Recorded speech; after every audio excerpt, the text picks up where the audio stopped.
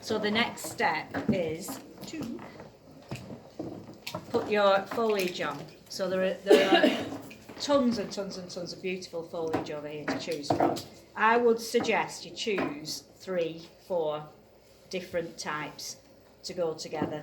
The rule of thumb is really about, if you make it, imagine a corsage, like a wedding corsage. If you make it about the size of your hand, and you put your items together, you don't need to wire them together, just put them together. It's a bit of, so different textures, different colours, whatever you think is interesting. You can add some holly, if you're not too worried about getting stabbed.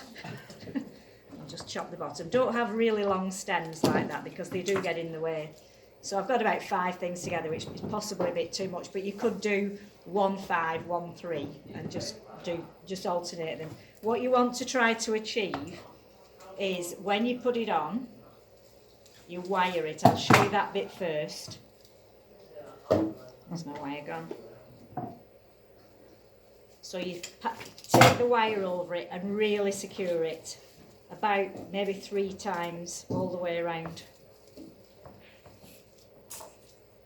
The wire's a bit long. That was 4 because it's quite a big piece. And then you do the same again, similar pieces together, a bit of colour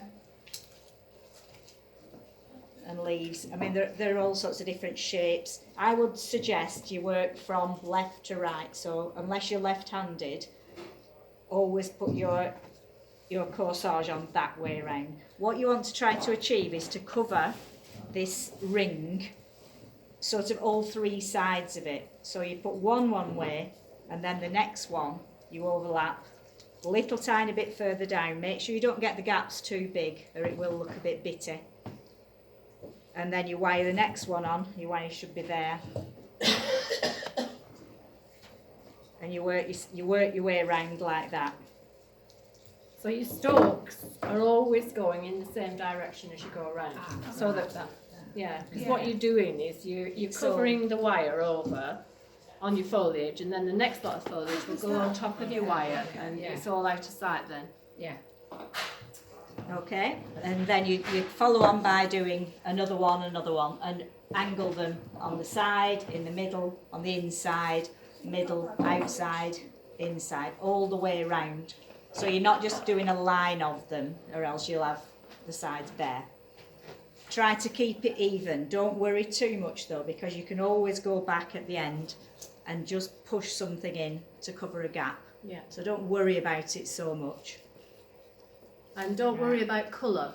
I mean, if you want to put holly on, that's absolutely fine. But you don't have to. At the end, we will add whatever you want to add. The baubles, the pine cones, the orange, whatever colour you want to bring into the wreath. We'll put all that on at the end.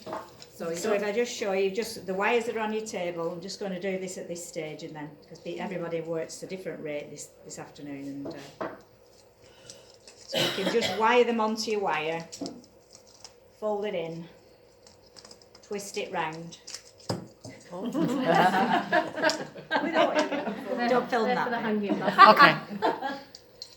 And then you literally just push it through your moss and all your foliage at the end. At the end.